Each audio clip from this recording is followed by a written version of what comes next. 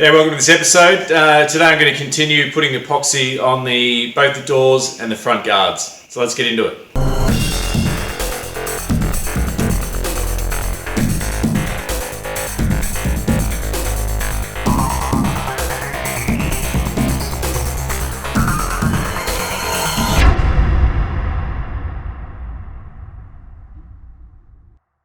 Okay, so after the epoxy application on the body last episode, I couldn't help myself, but I just wanted to have a sneak peek and see inside the cab and see if there was any overspray, so I took off one door.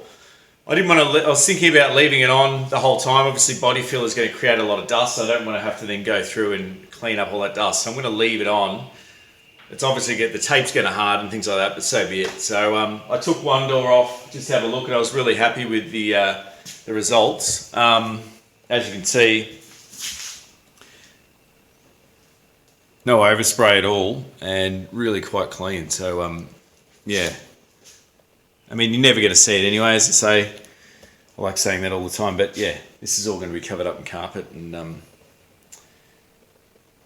you'll never see it in vinyl on the roof. It's a good indication of how my taping methods went. So when it comes time to do the base coat, I'll be confident that I'm not going to get any overspray onto those areas. So because I don't know what I'm doing with this build, and I'm finding out as I go, from what I've found out, the best way to paint any car really is some people decide to take the doors off, do the guards, do the tailgate if it's a ute, inner guards, things like that, separately, and then once it's all painted, then come and do assembly later on. Now, if I can remember correctly, when I was taking off these inner guards and front guards, I remember saying to myself, there's no way that I will endeavour to paint these and then assemble them with the paint on, because it was just such a precarious process to get them right that you're bound to go and chip some paint, especially with the front guards and the door. It's very, very tight to get them in, and also with the bonnet. So I'm going to, and this is a pretty standard method, and the majority of people do this method. Obviously you do your inner areas, like your inner door sills, things like that. Your firewall and your door line up to about here. And I mean, you could do it right up there, but I'll probably do colour there and then the KBS black there. And there's probably a couple of areas that I'm forgetting right now, but essentially you'll tape that up. Once all the body filler is done, I will do base coat in those areas. Everything else will be taped up. Once they're done, then I'll get the guards and the doors hung, and once I'm happy with them, they're obviously going to be applicated with KBS in the inside. Then that's it. That'll be final assembly. So bonnet will be also painted underneath, inner guards will be KBS. Put them all together, bonnet will be down, and that'll be the final application of the base coat. So that's the way I have seen it done, and that way, once the paint's on, you're not going to risk of chipping anything as you're assembling it again. Feel free to comment on that and let me know what your thoughts are on that method, and any tips or tricks that you think might benefit me while doing that. Once again, it's still a while away. I've got to repair this door now, so this episode is all about fixing this door. Another thing that concerns me with applying body filler is the chassis still needs to be coated in KBS and treated and disassembled, and a lot of work needs to be done to that chassis until the body goes on it. So really, that needs to be next before I start applying body filler. Let me know if this is incorrect, but it would be a lot easier to apply body filler without the chassis, but I'm going to be leaving that body filler on for quite some time before actually the base coat gets on, before I do it now and then go back to the chassis. So there's two methods I'm thinking. Take advantage of the rotisserie, do the body filler while I can, and have the ability to turn it around on its side, which makes sense to me. Apply the high fill, which I'd imagine is like a 2K as well. So essentially once that's done, that should be right to sit, covering up the body filler. So the other one is to do the chassis and then put the body back onto the chassis, put the plenum on, and then do all your body filler while it's on the chassis, so that you know, it's pretty much, you can do it all in one hit, do the body fill, a high fill, and then go. I'm leaning more towards doing it on the rotisserie and then applying the high fill. I just wasn't too sure if the high fill was porous as well, being a high build primer. So please let me know in the comments as well what you guys recommend. Would be a lot easier on the rotisserie, and it also speed things up. So that's been something I've been thinking about, and yeah, it'd be good to get some feedback from the community, and exactly why I'm doing this channel, so you know, the guys out there can help me that have been there, done that. Anyway, I'm going to get back into the other door. This other door is worse than the other one, and remember the massive process it took for me to do that one. So I'm not exactly looking forward to it, but it has to be done. I could go and buy another door, and it'd probably save me a whole lot of effort, but you know, you're not going to learn that way. So this one is a good showcase to show what you do on the front of a door and the rear of the door. Get it on the table and get stuck into it. Okay, so before I tackle the other door, this is the door that I've finished, and I redid that patch down there. So this is essentially done. The inside's coated with KBS. It just doesn't have the internals in it at the moment. This is the dilemma I've been having. Need to strip this one here, so you can see same kind of issue down there. Is all rotted. This one's worse on this side. As you can see, it's got pitting right along.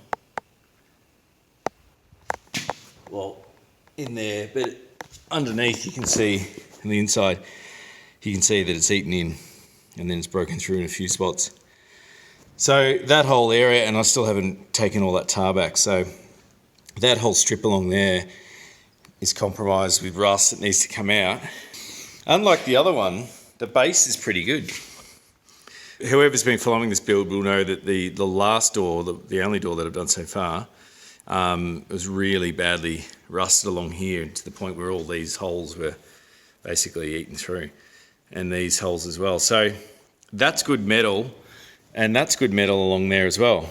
So because doors are so crucial to line up with the other panels, if I can get away with it, I don't want to remove those spot welds and keep that as straight as possible. So what I'll do is I will just cut out the sections that need repairing from the rust, and then just use that rust repair panel that I've got. Here it is. So yeah, that's the other side. So yeah, driver's side door. So I've got the metal there. I've got all that I need. Even this is all right. So I could probably just get away by just literally cutting this section out here, and running part of this along there and stripping out the rest.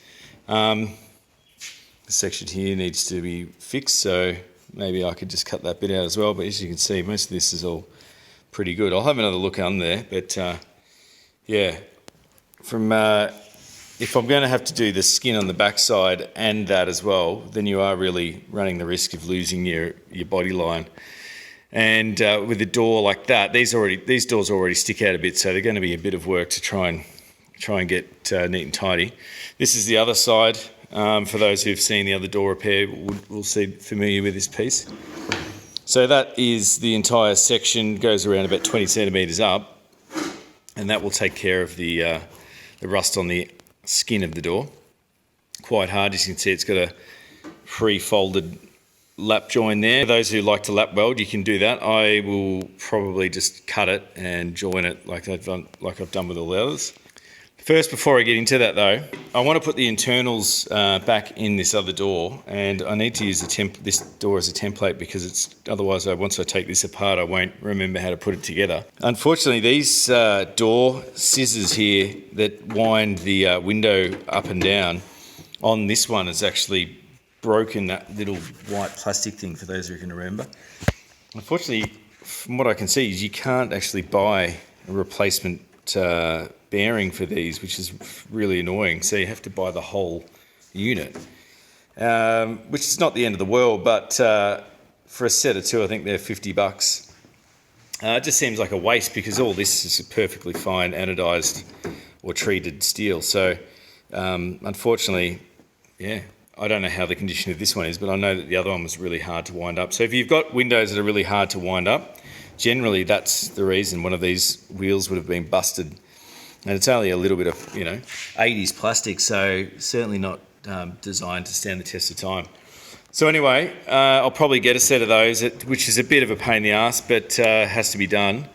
But all the other internals, like the locking mechanisms and all that kind of stuff, I can put back in. And once I cover it up, when I do the epoxy, that won't hurt them anyway. So I'm going to do that now and put them back into this door, and then that door's pretty much ready to go, bar being treated with rust converter, and then cleaned, ready for paint. So yeah.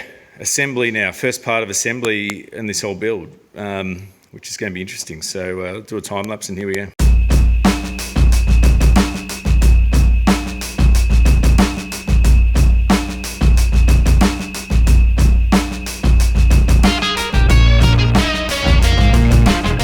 Okay, so I've got the right hand side window mech out, and yeah, it's in better nick. It's all the bearings. These plastic bearings are intact, but you know, they're a bit loose and sloppy. If you ever have tight windows and the window mechanism's tight, it's probably up to this thing here actually, because this little plastic bearing wheel slides in this sleeve here, and as you can see, it's just filthy and dry. So see how that's grabbing. It makes for a real. It's not even rolling. So that makes for tough windows to wind up, and over time, if you don't look after that, I suppose it breaks that plastic bearing sleeve. Exactly what happened on the other one. So if you didn't want to get new mechanisms, I would imagine that you just grease this section here, get in there and put some grease in it, because that's dry and grippy. So that would probably improve your windows. This section over here, this window mechanism, seems to be pretty robust, so I can't imagine that wearing out too much more. So, and also, just so you know, there is a R for right and an L for left, so you don't get them muddled up. So I reckon I'll buy a new set, and just replace them.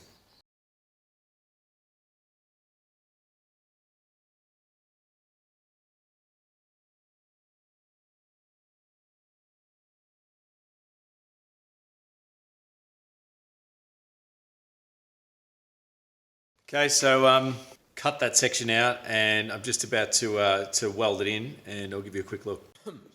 So there we go. Just that's the first section for the inside, and literally just cut that out, welded that section up there, primed it a bit. It's a little bit. It's a couple of rust marks through there, but what I'll do is I'm going to tackle that from the back once I take this section off. So I'll clean that up then, but I just want to get the structural parts sorted, and yeah, the rest of it is been rust treated, and it's pretty good metal there. So yeah, I've managed to get away from the, as I mentioned before, from damaging those holes there for the rubber seal. So I'm pretty happy with that. So now I'm just going to tidy it up, get it clipped in with some panel clips potentially, or some magnets, and then just weld it in, then move on to the front.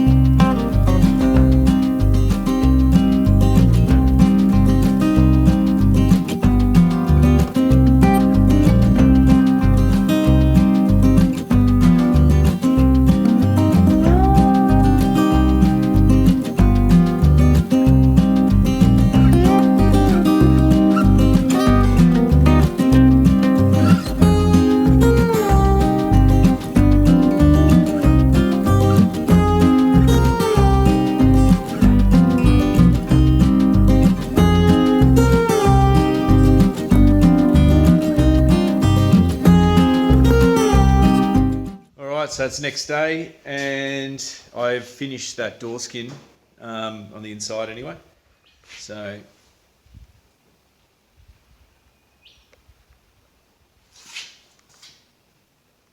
not perfect, but I'm happy with that, and I managed to get away with it, as I mentioned, not damaging or taking out those spot welds along the bottom there, and retained the rubber holes for the rubbers.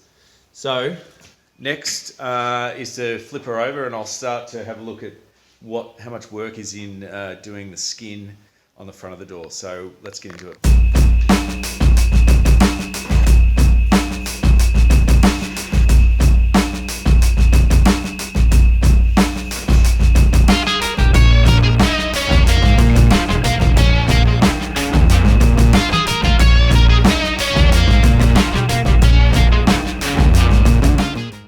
So based on what I've just found on the door, I think I'm going to go for it and do the whole panel. So I'll show you what I've found, and I'll explain what I'm going to do.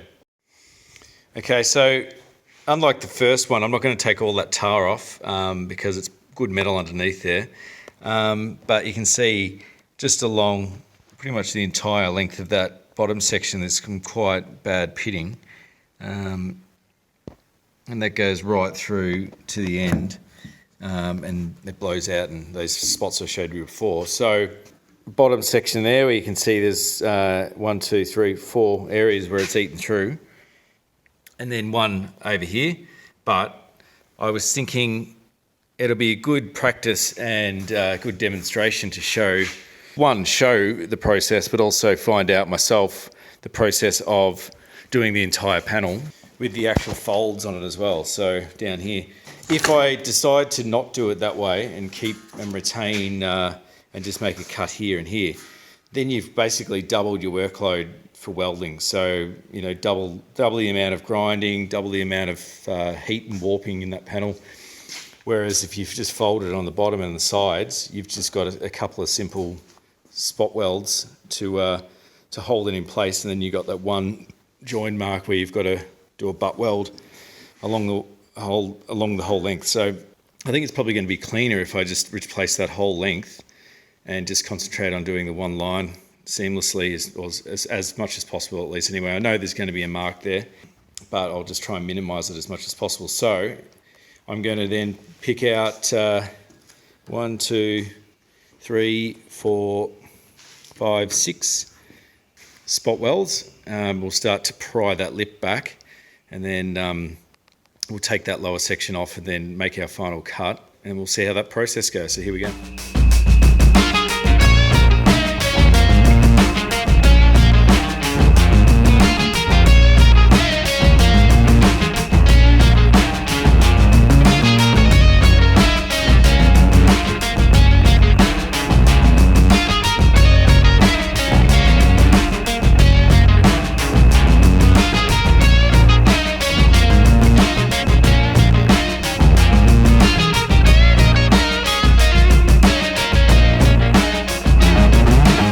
Skin's off, and here you can see why it's important to get the skin off. So it's quite badly eaten.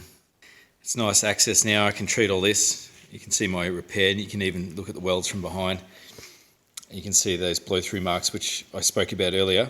So I have a good opportunity to fix that up now from the other side. This is just basically a cut to just try and get a bit of a window to see what I was up against. Now I've got rid of the metal on this edge here. I can fit the other panel snug at the base, and I know exactly where my cut will be, and it'll be accurate. So now I'll start to treat all this with rust, and then I'll lay the panel over and give it its final cut.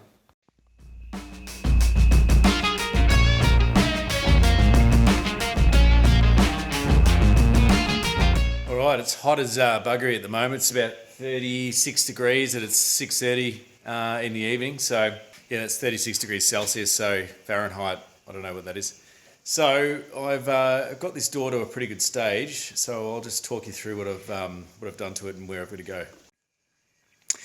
Okay, so I have redone the line and put that panel on it and cut it, so that panel is ready to go on.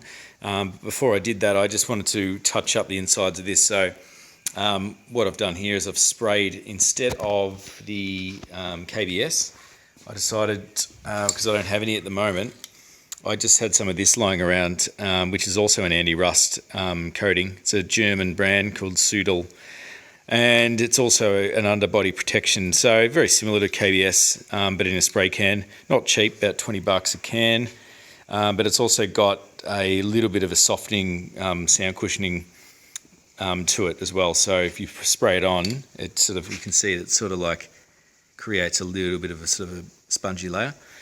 So, you know, this is an experiment. This whole build's an experiment. So I'm just going to play with different paints and see how they go. But yeah, I'm going to still do the KBS on the chassis because I really like that product. But for now, I just wanted to give that a go. So it seems to be all right. And as long as that contains the rust, I'm happy. You can see the inside of here where the rust repairs were done. I fixed up those holes, those rust holes there. Although crude, it will stop any water flow and things like that down the track. This corner here is a blow through the rust. So basically, that's what it was like, and that's what it's like now. So yeah, those corner of the doors are a hard one to get right, and I'm pretty happy with that. You can hardly see where it was joined. So once again, that rare spares panel's come to the rescue. I didn't need this metal, and I didn't want to really go through having to replace all this when it's never going to be as nice as the original. You can see there where it's the vacuum in the metal, it's a little bit skew-if. So, you know, you need to do a bit of hammer and dolly. So I thought, well, I can avoid that. I'll just take the corner out that I need and place that in, which I did. So I'm happy with that. So now it's all pretty much ready to go and fit this panel. So there it is. It's just crudely fit with a magnet. I've got a little bit of a gap running down there, which will be good for the panel clips anyway. And it's also sucked in a bit, so I'm going to have to do a bit of work to make it fit. You can see the lip there. It's hard to focus, but that's pretty much pressed right up against the bottom of that door, which I'm happy with, and also on the other side. So I know that that is going to be sitting within a couple of mil of where the old one was. I'm happy with that. It's really the big test is always trying to get this butt weld exactly spot on, especially on a complicated curve like the door. So all we can do is do our best, and you know, you're always going to finesse the quality of the join with some body filler, and I'm not ashamed to admit that. That's what it's for. So, but the aim is to try and minimise warping with my welds slowly but surely. You know, do one, move on to the other side, do another one, cool it down, go over here, do it, and then slowly just pretty much tack weld it all together and not doing any beads. And that way you can minimise the warpage, especially on a thin piece of metal that's so long like a door. And we want to try and avoid warping as much as possible, otherwise it's going to make life a nightmare. So it's good to try this technique because it's different to the other door. I didn't do this technique on the other door, so I'm happy to give this panel a go and save this door and show everyone that it can be done. And so in the future, people can try it themselves. So yeah, all right. So I'm going to fit up this panel now, trial and error until I get it right, and then yeah, start putting it on. So here we go.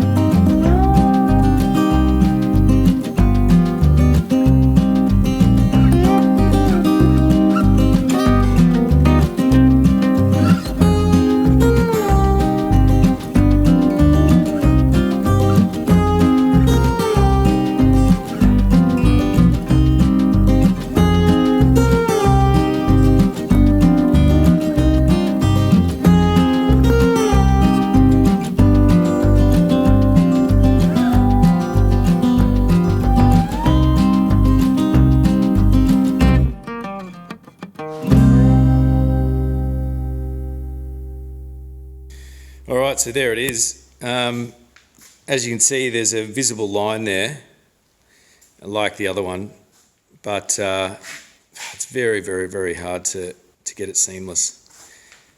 But the profile is good, so I'm really happy with the profile. It's very minimal warping as well, so it's really just that line there that was, as you can see, it's just a bit high there. But we're talking like half a mil or a mil, but it really stands out when you're putting it on with the sun reflection here. That's probably the best section there. It's almost seamless.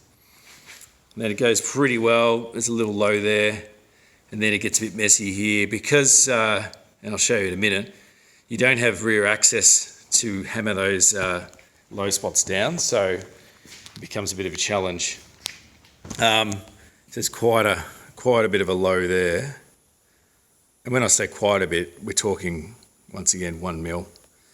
But it stands out. I've just given it a burnish over the whole door to give you an idea of the lines on it. But yeah, I'm pretty happy with it overall, and body filler will fix the rest. And as I mentioned, with every single job that I do on this ute, it's the first time I've ever done it. So you know, you're never going to get a perfect first go.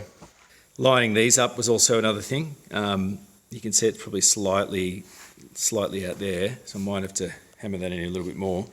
But overall, quite happy with the way it's folded over. So this one was coming in a bit, so I've just put a bit of weld there and just ground it in. Okay, so here's the back of it.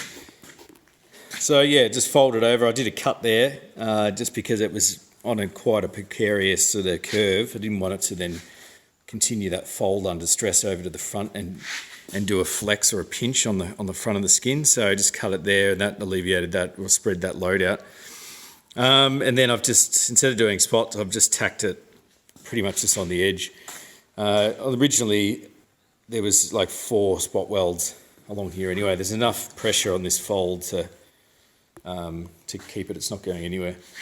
So yeah, and then you can see the rear of the weld there, just a series of spot welds.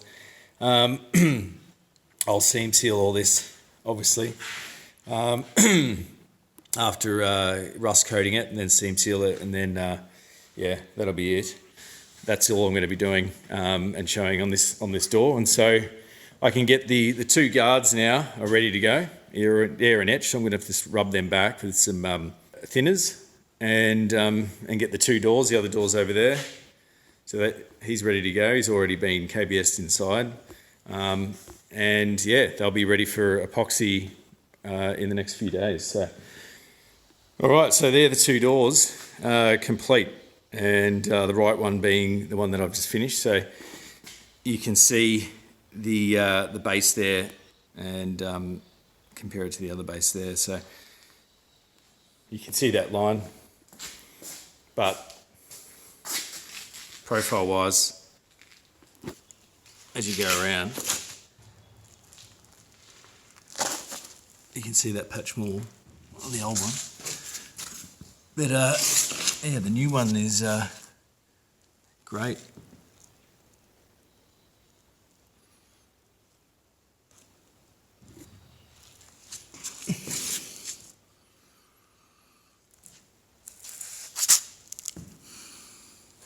All right, so that's it for this episode. As you can see, the last door is done, and that is it for the major rust repair work on all the panels. The only thing I've got left to go now is the radiator shroud, which has some rust on the bottom.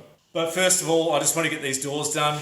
I'm happy with the way it's turned out. As you can see, it's a good result.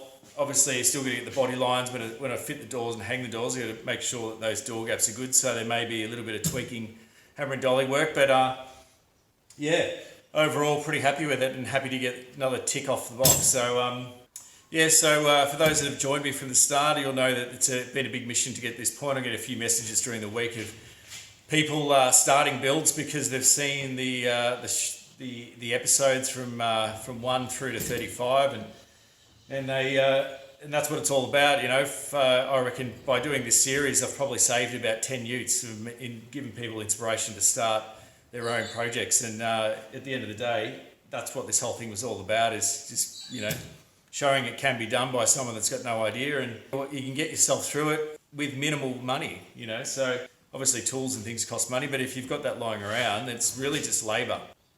So far I've pumped out about 700 hours, I think 500 to 700 hours on this thing. That's not including going out and researching and going and buying tools and things like that. So if you were to go even at $50 an hour, I think it worked out that's $35,000 in labour. Most panel beaters wouldn't be charging $50 an hour, they'd probably be charging 80 to 100. So, you do the math. A build like this could run into $50,000 to $70,000 in fabrication work alone. And that's why a lot of these cars will go to the rust tip, because it's just not financially viable to spend that kind of money on a car that's probably only worth 10 grand once you finish it. So it's a passion project. It's something I'm not doing it to make any money, but I'm doing it to up my skills, and it's been a great ride so far, and I will continue the ride. So for those who haven't subscribed yet but have watched a few videos, think about subscribing. Go back to the week 1 and follow the journey all the way through, and hopefully I'll give you inspiration to start your project. So thanks again. Subscribe, like. If you haven't, check out my Instagram, Barnsley's Builds, and check out all the in-between shots and things like that in between each episode that I post up there. Until next time, see you later.